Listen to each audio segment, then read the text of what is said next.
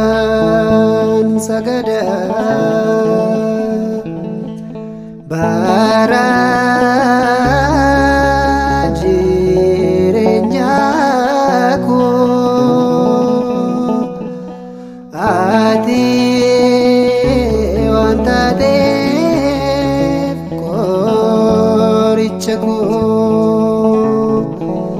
mana koo bara bara ati waan taateef qoricha koo mana koo bara bara.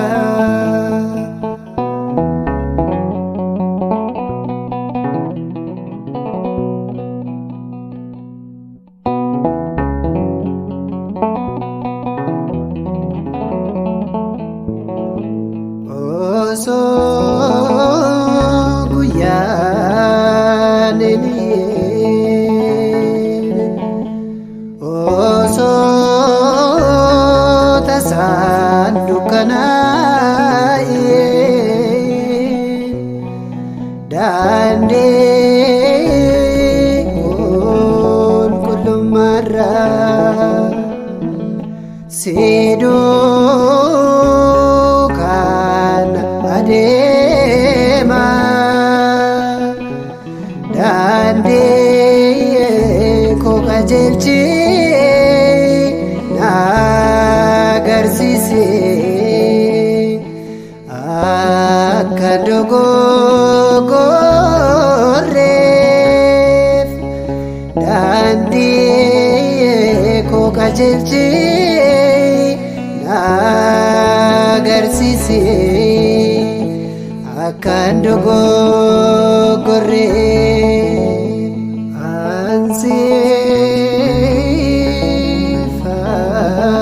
Ansifan sagada bara jireenyaku ati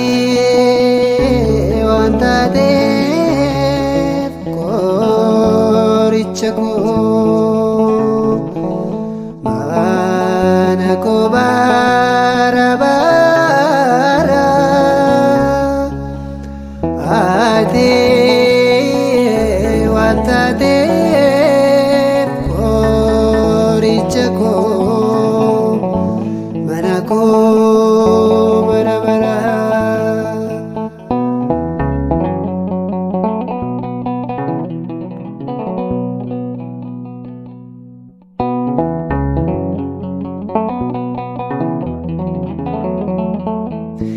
Foon koo fi lubbu koo abdii jireenyaa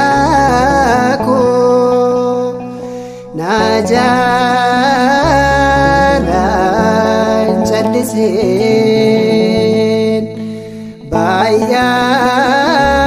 baay'atus cubbuun koo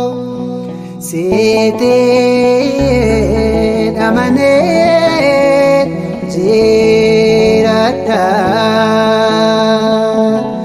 sitii sessaan deema sitiin amanee jiraadha sitii sessaan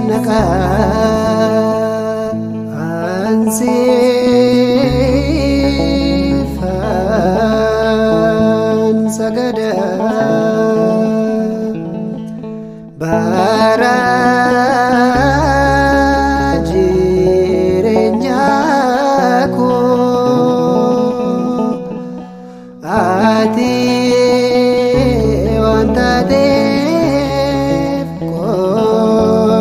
gocha koo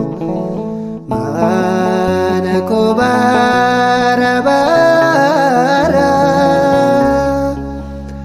ati waan taate